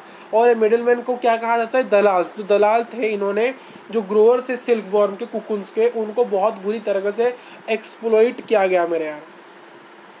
ये दलाल जो थे, ये दलाल बेसिकली ब्रिटिशर्स के एजेंट थे एक तरह के, जो कि इन ट्राइबल लोगों से और इन ग्रोअर्स ऑफ द कुकुन से फॉरेस्ट के प्रोडक्ट्स, फॉरेस्ट प्रोड्यूस चीज़ों को बहुत सस्ते से लेते थे, बहुत चीप रेट से उनको खरीदते थे, और उसको बाहर के जगह बेचकर बहुत ज़्यादा प्रॉफिट कमाते थे मेरे यार। मतलब क्या करेंगे, देखिए जो ट्राइबल लोग थे, जो ट्राइबल पीपल्स थे या फिर जो सिल्क वर्म के ग्रोअर थे, मतलब उनको ग्रो करने वाले लोग, इनसे क्या करते थे, ये जो दलाल थे, ये दलाल या फिर जो एजेंट थे, ये क्या करते थे, ये इन सभी से इनके प्रोडक्ट को खरीदते थे। इनके प्रोडक्ट को ये जो दलाल है, एजेंट, इनको खरीदते थे इनके प्रोडक्ट को। और ये जो प्रोडक्ट खरीदते थे बहुत चीप रेट में, बहुत सस्ते रेट से इसको खरीदते थे, सस्ते में खरीदेंगे। और यही दलाल एजेंट इस चीज़ को, जिस चीज़ को सस्ते में खरीदेंगे ट्राइबल से, उसी चीज़ को जाकर व्यापारी को, मतलब ट्रेडर्स को बहुत ज़्यादा पैसे में बेच देंगे, जिससे उनका बहुत ज़्यादा प्रॉफिट होगा। तो क्या कहा मैंने, सिंपल यहाँ कहा जाता है कि जो दलाल थे, एजेंट थे, वो ट्राइबल लोगों के चीज़ों को बहुत सस्ते से खरीदते थे, बहुत चीप रेट से खरीदते थे, और उनको व्यापारी को बेचते थे बहुत ज़्यादा रेट में, और उससे ज़्यादा प्रॉफिट कमाते थे। क्या करते थे, ज़्यादा प्रॉफिट वो करते थे इस चीज़ को ट्रेडर्स को सप्लाई करके। कई बार तो ऐसा देखा गया है, जो ट्राइबल लोग थे बैगाज, उनको यार जो फॉरेस्ट प्रोडक्ट बनाते थे, मतलब जो ट्राइबल लोग थे बैगाज, वो जो भी फॉरेस्ट प्रोडक्ट बनाते, जो जंगल से चीज़ों को बनाते थे, उन सभी चीज़ों को, वो जो चीज़ें उन्होंने बनाई है, उन चीज़ों को जो पेटी ब्रिटिश ऑफिशियल है, पेटी ब्रिटिश ऑफिशियल मतलब, पेटी मतलब जो ब्रिटिशर के लो रैंकिंग ऑफिसर्स हैं, ब्रिटिशर्स के जो लो रैंकिंग ऑफिसर्स हैं, वो ऑफिसर्स क्या करते थे, जो ब्रिटिशर के लो रैंकिंग ऑफिशियल्स हैं, यहाँ पर जो पेटी लिखा गया ना, पेटी का मतलब है लो रैंकिंग ऑफिसर्स। द पेटी ब्रिटिश ऑफिशियल मतलब लो रैंकिंग ब्रिटिश ऑफिशियल जो थे, ये बैगाज ट्राइबल कम्युनिटी के जो फॉरेस्ट प्रोडक्ट चीज़ें थे, उनको बुरी तरह एक्सप्लॉइट करते थे जब वो मार्केट में उसको बेचने आते थे। बहुत बुरा भला कहते थे, बहुत कहते थे इनके प्रोडक्ट में बहुत ख़राब कहते थे, उनकी एक फेक एडवर्टाइजिंग करते थे, बहुत बेकार प्रोडक्ट है, इनको आप ना खरीदे। इस प्रकार के चीप तरीके, चीप ट्रिक्स वो करते थे बैगाज ट्राइबल कम्युनिटी के साथ। ठीक है, इससे क्या हुआ, एक और चीज़ वो करते थे, वो जो ये जो पेटी ब्रिटिश ऑफिशियल्स है, ये बैगाज ट्राइबल कम्युनिटी के चीज़ों को हड़प लेते थे उनको बिना पैसा दिए। ये छोटनागपुर रीजन में रहते थे, छोटनागपुर रीजन में, और ये इनको बिना पैसे दिए, without paying the in Chhotanagpur, इनको जो भी चीज़ें बेचते थे, इन चीज़ों को वो उनसे हड़प लेते थे विदाउट पेइंग एनी फीस, कोई भी पैसा ना देकर वैसे ही उनसे हड़प लेते थे। ना उनको पैसा देते थे, ना ही उनको ऐसा चीज़ वो देते थे जो कि उनको नीड है, जो उनकी ज़रूरत, जैसे कि राइस, क्लॉथ हो गया, ये सभी चीज़ें, ना ही पैसा देते थे, ना ही उनको उनकी नीड वाली चीज़ें देते थे। मतलब उनसे चीज़ें ले लेंगे, प्रोडक्ट ले लेंगे, बट उनसे पैसा नहीं देंगे। और क्या करते थे, जितने भी इन ट्राइबल लोगों को वो इकट्ठा करते थे और उनको रिक्रूट करते थे, मतलब जितने भी ट्राइबल लोगों थे उनको वो अपने अंदर मिलाते थे, अपने कंपनी के अंदर मिलाते थे, और उनको बहुत बड़े पैंतरे में, बहुत लार्ज नंबर में काम कराते थे। क्या काम कराते थे उनको, भाई माइनिंग करनी पड़ती, उनको कोल का एक्सट्रैक्शन करना पड़ता था, माइंस, उस रीजन के जो भी माइंस थे, कोल माइंस थे, वहाँ से कोल एक्सट्रैक्शन करने के लिए इन ट्राइबल लोगों को बहुत लार्ज नंबर में रिक्रूट किया जाता था। क्या किया जाता था, रिक्रूट किया जाता था। और रिक्रूट करते थे मतलब इनको काम कराते थे, बहुत लंबे लंबे घंटे काम कराया जाता था, और पैसा बिल्कुल नहीं देते थे, इनको लो वेज दिया जाता था, इनको बहुत कम पैसा दिया जाता था, और इनको एक बेकार से कंडीशन में, एक मिजरेबल कंडीशन, बोले तो बैड कंडीशन में काम करना पड़ता, जो कि उनके लिए हाजार्डियस होगा, बहुत खतरनाक था। तो यार इससे अब बात करें, ये सभी क्या समस्याएं हो रही है, बहुत से प्रॉब्लम ट्राइबल लोगों के साथ ब्रिटिशर्स ने किए, जिसका रिजल्ट क्या था, ट्राइबल रिवोल्ट। ट्राइबल्स लोगों ने उनका रिवोल्यूशन किया, रिवोल्ट किया, उनके ऊपर प्रोटेस्ट किया, उनका रिवोल्ट किया, उन पर हमला का मतलब उन्होंने बदलाव की डिमांड करी ब्रिटिशर से, और उन्होंने इसलिए रिवोल्ट की स्थापना कर। तो आइए पढ़ते हैं यार ट्राइबल रिवोल्ट क्या था। ब्रिटिशर्स के प्रॉब्लम से परेशान ट्राइबल लोगों ने ट्राइबल रिवोल्ट को लॉन्च कर दिया मेरे यहाँ।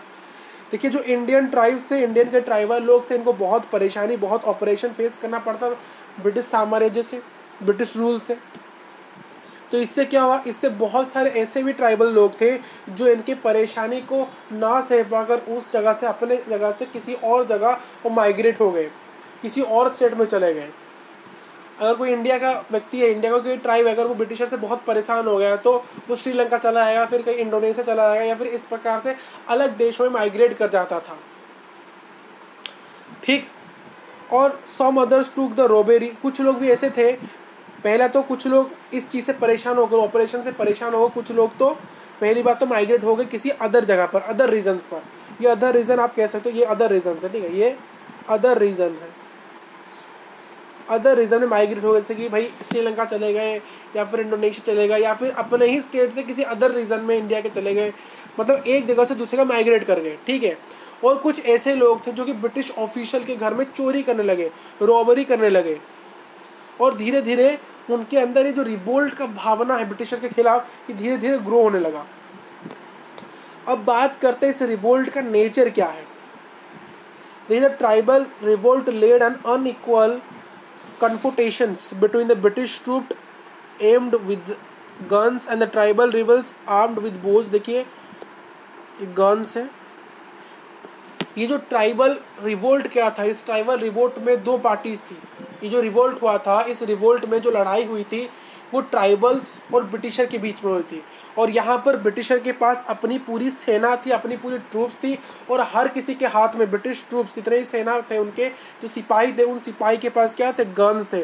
और वहीं पर उनके अगेंस्ट में खड़े थे हमारे ट्राइबल रिबेल्स, ट्राइबल्स लोग खड़े थे। और ट्राइबल लोगों के हाथ में ना गन था, गन नहीं था, बट उनके हाथों में क्या था, बो था, आरोज था, एशेस था, स्पीयर्स था, और पॉइजन एरो भी था। उनके हाथों में ये सभी हथियार थी। और ब्रिटिश ट्रॉप्स के पास क्या था, गन्स था। इनके पास, ट्राइबल के पास क्या था, बोज, एरोज, एसेस, स्पीयर्स, ये सभी चीज़ें थी।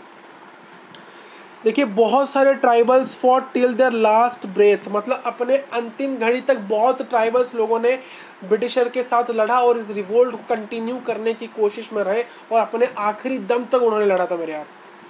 दे were the tribal revolts in many region of India, बहुत अलग अलग रीजन ऑफ इंडिया में ट्राइबल रिवोल्ट्स कंटिन्यूसली होने लगे, और ब्रिटिशर के ऊपर अटैक भी कंटिन्यूसली होने लगे, मतलब साइमल्टेनियसली होने लगे।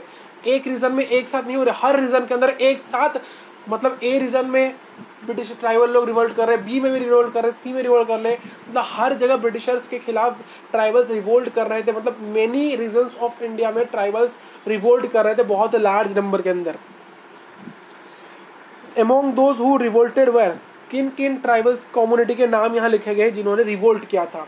देखिए, जो सांतल्स ट्राइबल कम्युनिटी है बंगाल के, बिहार के और झारखंड के, और जो मुंडास कम्युनिटी है ट्राइबल कम्युनिटी जो कि छोटनागपुर के रीजन के, और जो बिल ट्राइबल कम्युनिटी है सेंट्रल इंडिया के, और जो काशिश और गारो ट्राइबल कम्युनिटी है नॉर्थ ईस्टर्न इंडिया के, और जो ट्राइबल कम्युनिटी और जो ट्राइबल लोग हैं सेंट्रल इंडिया के, ये सभी ट्राइबल कम्युनिटी ने, इन सभी ट्राइबल कम्युनिटी के लोगों ने इस रिवोल्ट में टेक प्लेस किया, तो इस रिवोल्ट का हिस्सा थे।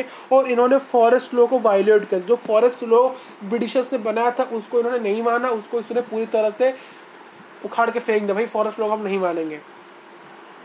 इन द 1930s के आसपास quite often oppressed non tribal people also joint the revolt. देखिए, क्वाइट धीरे धीरे 1930s के आसपास ये जो रिवोल्ट था ट्राइबल्स लोगों का, धीरे धीरे बहुत लोगों तक पहुंचने लगा। जो नॉन ट्राइबल्स पीपल्स थे, जो नॉन ट्राइबल पीपल्स थे, जो कि ब्रिटिश के अत्याचार से परेशान हो चुके थे, वो सभी लोग भी बहुत लार्ज नंबर में इस रिवोल्ट को ज्वाइन कर रहे थे, इस रिवोल्ट को ज्वाइन कर रहे थे मेरे यार, बहुत बड़े नंबर में।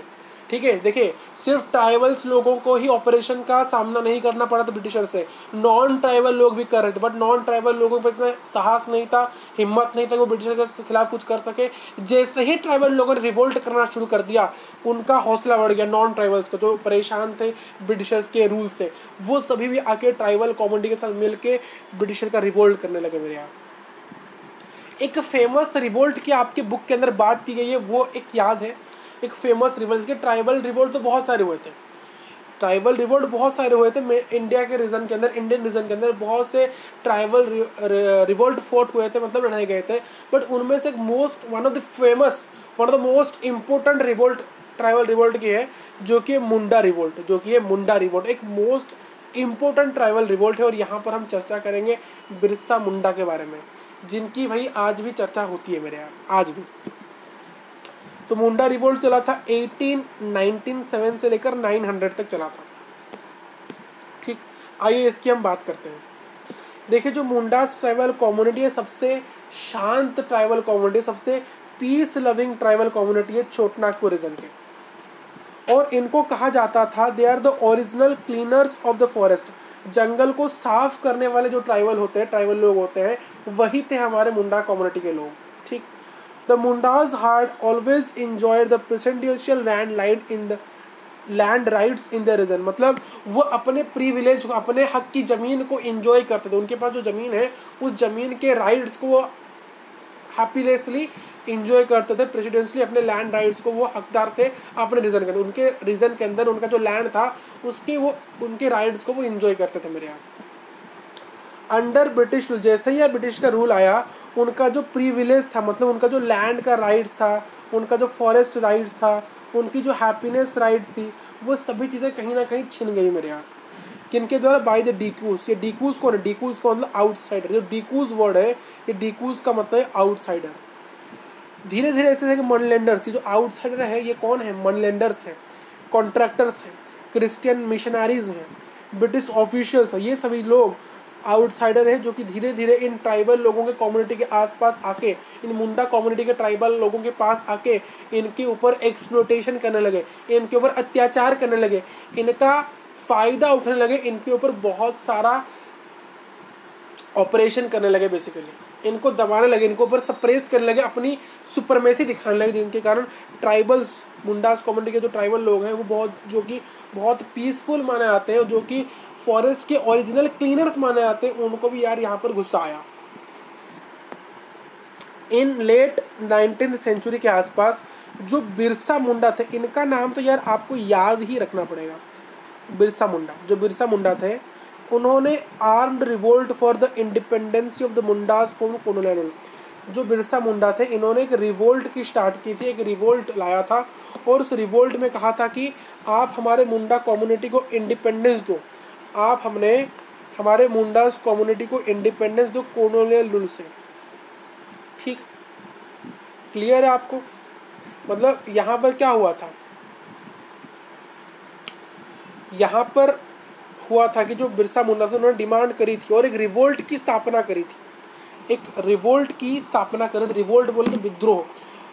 बिरसा मुंडा ने विद्रोह स्टार्ट किया था, रिवोल्ट स्टार्ट किया था कॉलोनियल रूल के खिलाफ। और कॉलोनियल रूल बोले तो यार ब्रिटिश रूल को कहा था कि अब मुंडास को इंडिपेंडेंसी दे दो, इंडिपेंडेंट कर दो आपके रूल से। मतलब मुंडास को इंडिपेंडेंट आज़ाद होने की डिमांड कर रहे थे, और अपने आज़ादी के लिए, मुंडास कम्युनिटी, ट्राइबल कम्युनिटी की आज़ादी के लिए उन्होंने एक विद्रोह स्टार्ट किया था, एक रिवोल्ट स्टार्ट किया था ब्रिटिशर्स के खिलाफ। देखिए, जो बिरसा मुंडा के बारे में यहाँ थोड़ा हम पढ़ते हैं थोड़ा। जो बिरसा मुंडा है, जो कि 1875 में इनका जन्म हुआ था, और इनकी मृत्यु 900 में हुई थी। इनका मृत्यु 900 में हुई थी। अगर देखा जाए तो ये कितने साल बचे थे मेरे यहाँ? अगर 900 माइनस कर दें हम 1875 में, तो ये मात्र 25 साल ही बचे थे। मात्र अपने ज़िंदगी के 25 साल ये मात्र अपने रिवोल्ट में ही इन्होंने बिता दिया था मेरे यहाँ।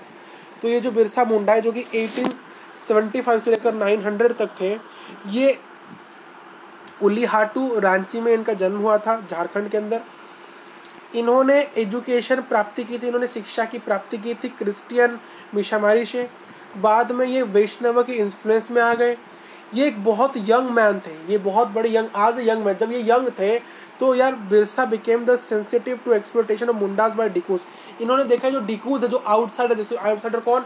मनीलैंडर्स हो गए, जमींदार हो गए, ठेकेदार हो गए, कंट्रैक्टर्स हो गए, और जो ब्रिटिश ऑफिशियल है, जो डिकूज है, आउटसाइडर है, ये क्या कर रहे हैं? मुंडास का एक्सप्लोटेशन कर रहे हैं। तो ये क्या हुआ, उनके बिरसा मुंडा के दिमाग में ये एक चीज़ खटकी, एक हिट हुई कि भाई ये हमारे ऊपर ऐसा क्यों कर रहे हैं, अत्याचार हमारे ऊपर क्यों कर रहे हैं। He joined a protest against the taking over the village wasteland by the British. इन्होंने एक रिवोल्ट को भी ज्वाइन किया था, जहाँ पर ब्रिटिश के खिलाफ, ब्रिटिश लोगों ने इनके कुछ विलेजों को हड़प लिया था। तो जो जैसे ही ब्रिटिशर ने इनके कुछ विलेज को हड़पता था, उसी समय बिरसा मुंडा ने बाकी लोगों के साथ मिलकर रिवोल्ट स्टार्ट किया था। फिर कि उस रिवोल्ट को ज्वाइन किया था कि ब्रिटिशर ऐसा ना करें, और उनको हराने के लिए ऐसा किया था कि वो अपना जो प्रक्रिया है, जो हर किसी के लैंड को हड़पना, उसको स्टॉप कर सके। इसलिए उन्होंने रिवोल्ट किया था, विद्रोह किया था। फिर क्या है 1894 आते आते यार 1894 आते आते धीरे धीरे क्या हुआ, बारिश की कमी के कारण, मतलब फेलियर ऑफ मानसून, बारिश की कमी के कारण क्या हुआ, वाइड स्पीयर स्टारवेशन हो गया। अगर बारिश नहीं होगा तो फसल नहीं आएगा, अगर फसल नहीं आएगा तो लोग खाना नहीं खाएंगे, और खाना नहीं खाएंगे तो लोग भूख के मारे मर जाएंगे। मतलब एक स्टारवेशन हो गया, लोगों को भूख ले गए, भूख कहते हैं ना पेट की, यार पेट करेगा तो क्या करेगा, पेट का काम है भाई, पेट अगर पापी पेट का सवाल है, लेकिन हम कहते हैं पापी पेट का सवाल है, अगर भूख लगेगा तो इंसान कुछ भी नहीं कर सकता है। तो वही चीज़ें हुई, अगर मानसून ही नहीं हो रहा है तो भाई फसल ही नहीं होगा, एग्रीकल्चर बढ़िया से नहीं होगा। अगर एग्रीकल्चर बढ़िया से नहीं हो पाएगा तो बाकी एक क्या होगा, एक स्टारवेशन क्रिएट होगा, मतलब लोगों को भूख हो जाएगी। अब लोग क्या करें, अब लोग तो रिवोल्ट कर नहीं पाएंगे भाई, अगर रिवोल्ट कैसे कौन करे भाई, जिसके ऊपर सब कुछ है भाई, अगर लोगों को भूख लगे तो रिवोल्ट कर ही नहीं पाएंगे। और धीरे धीरे एपिडेमिक्स भी आने लगे, पैंडेमिक्स आने लगे, जैसे कि अभी रिसेंटली कोरोना गया था उसी प्रकार से उस समय एपिडेमिक्स आने लगे भाई, बीमारियां भी आने लगी। And Birsa dedicated service to starving and the sick earned him the title. Birsa Munda ने इन स्टारवेशन से जूझ रहे जो लोग थे, जो स्टारवेशन से, जो भूख से जो लोग जूझ रहे थे, इस प्रॉब्लम से जो सफ़र कर रहे थे, या फिर ऐसे भी जो लोग थे जो इस एपिडेमिक, इस किसी भी डिजीज से सफ़र कर रहे थे, उन सभी को सर्विस दिया, उन सभी को बिरसा मुंडा ने उनका हेल्प किया था। और जैसे बिरसा मुंडा ने इन सभी का हेल्प किया तो बिरसा मुंडा को यहाँ पर एक टाइटल मिल गया, बिरसा मुंडा को यहाँ पर एक टाइटल दिया गया कि बिरसा मुंडा है धरती अब्बा, धरती के अब्बा जो है वो बिरसा मुंडा है। इसको ये जो टाइटल क्वेश्चन पूछ सकता है कि हम बिरसा मुंडा को धरती के अब्बा क्यों कहते हैं, उनको धरती के अब्बा का टाइटल क्यों दिया गया, इसलिए दिया गया था क्योंकि वो इस स्टारवेशन से सफ़र करने वाले लोगों को और इस एपिडेमिक से सफ़र करने वाले लोगों को, मतलब जो डिजीज़ से सफ़र करने वाले लोगों को, उनको सर्विस दे रहे थे, उनको हेल्प कर रहे थे, उनका सहायता कर रहे थे, उसीलिए उनको एक टाइटल दिया गया था धरती अब्बा। और धरती अब्बा का मतलब है फादर ऑफ द अर्थ, इस अर्थ के जो फादर है, पृथ्वी के जो पिताजी है, जो फादर है, वही टाइटल दिया गया था। धरती अब्बा का मतलब है father of the earth and the leadership of the people, इसलिए वो उन लोगों के लीडर ही बन गए क्योंकि वो एज ए लीडर की तरह उनको बहुत हेल्प कर रहे थे। जैसे ही वो मुंडास कम्युनिटी के, मुंडास ट्राइबल कम्युनिटी के लीडर बनते हैं, उन्होंने फॉरेस्ट टैक्स को ख़त्म करने की या फिर कम करने की डिमांड करी कि ब्रिटिशर को उन्होंने कहा कि यार आप फॉरेस्ट टैक्स को घटाइए या फिर बंद करिए। उन्होंने डिमांड करी ब्रिटिशर से कि आप फॉरेस्ट टैक्स को घटाइए या तो कम करिए। ही वॉज अरेस्टेड, उनके इस रिवोल्ट के कारण, इस डिमांड के कारण ब्रिटिश ऑफिशियल्स ने उनको अरेस्ट कर दिया और जो एक्सप्लॉयटेशन था ट्राइबल लोगों के साथ और ट्राइबल कम्युनिटी के साथ वो कंटिन्यू रखा ब्रिटिशर्स ने। जैसे ही हमारे बिरसा मुंडा जी रिलीज़ होते हैं 1897, जैसे ही ब्रिटिशर्स बिरसा मुंडा को जेल से रिलीज़ करते हैं 1897 के अंदर, तो उसी समय बिरसा क्या करते हैं, बिरसा एस्टेब्लिश करते हैं एक इंडिपेंडेंट मुंडा स्टेट।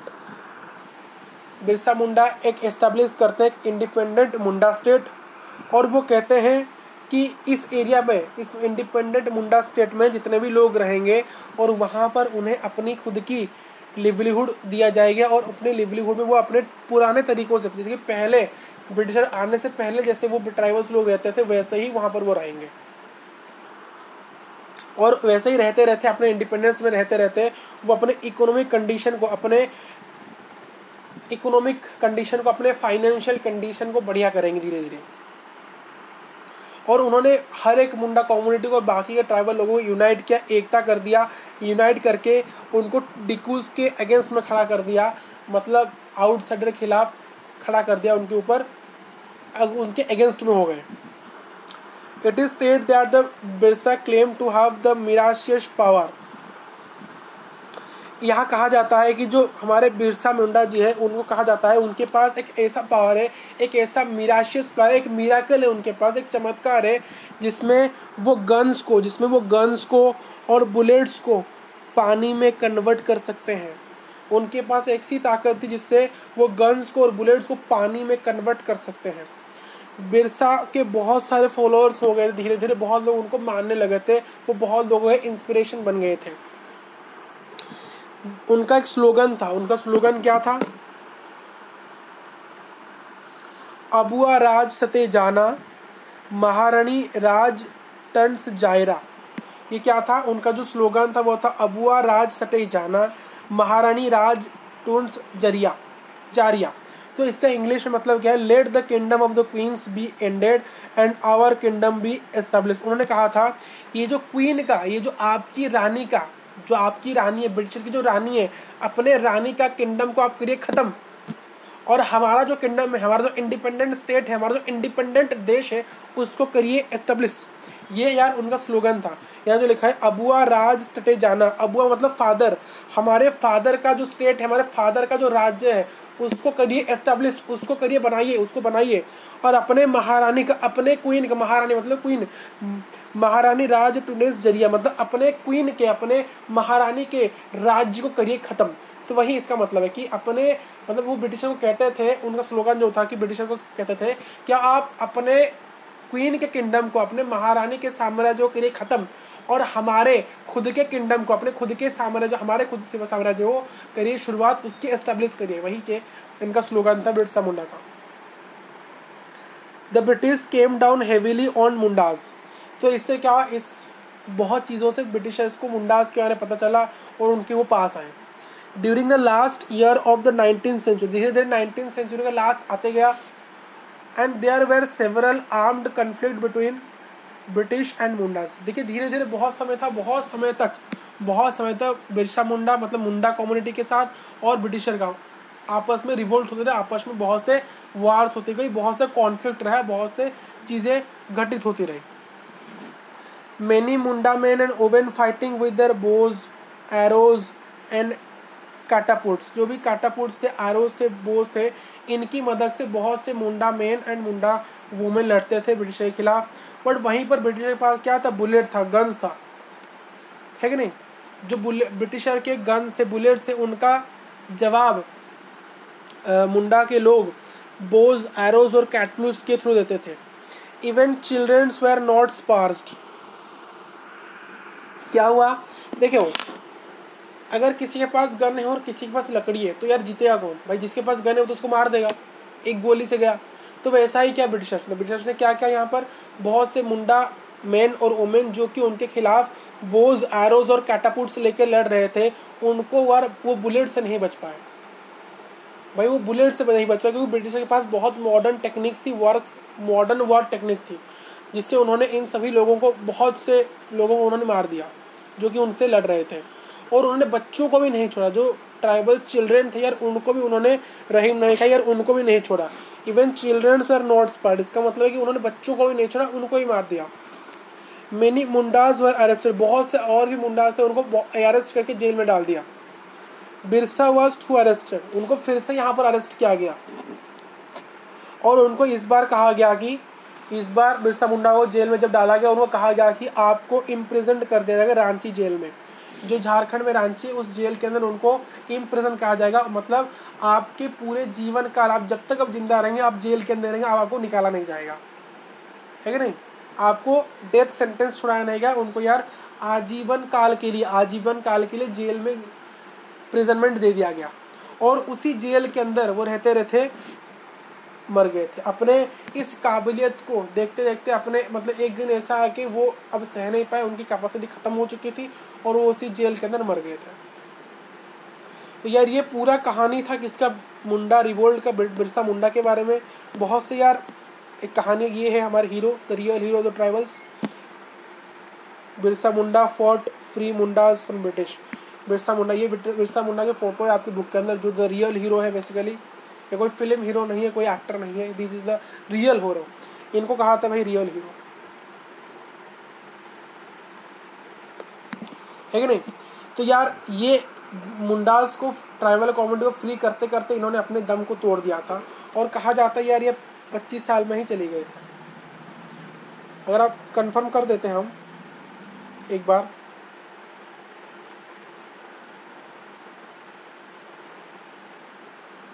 तो कहा था ये 24 साल की एज में मर गए थे। मतलब यार एक इंसान 24 साल की एज में मर गया मुंडास ट्राइबल को इंडिपेंडेंट करते करते। This is the real hero मेरे यार, ठीक है। तो ये पूरी कहानी थी, this is your all chapter.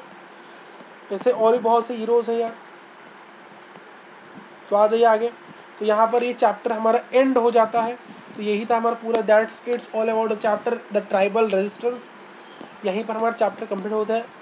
आपको जो नोट्स के लिंक है, जो नोट्स आपको डिस्क्रिप्शन बॉक्स में मिल जाएंगे, या डाउनलोड कर लेना बढ़िया तरीके से। ये जो प्लेलिस्ट है आपकी our world then and now, ये जो प्लेलिस्ट है इसका जो लिंक है आपको ये डिस्क्रिप्शन बॉक्स में मिल जाएगा। यार इसको भी देख लेना, कोई चैप्टर अगर आपने नहीं देखा तो यहाँ से जाके देख लेना। तो यार चैनल को ज़रूर करिए सब्सक्राइब, और वीडियो करिए लाइक, यार है कि नहीं, वीडियो करिए लाइक, अपने दोस्तों के साथ करिए शेयर। और इस वीडियो के अंदर आपको जो डाउट्स और वीडियो कैसा लगा यार ज़रूर कमेंट करिए, बताना वीडियो कैसा लगा यार ज़रूर कमेंट करिए। और मिलते हैं नेक्स्ट क्लास के अंदर, तब तक के लिए यार thank you for watching this video.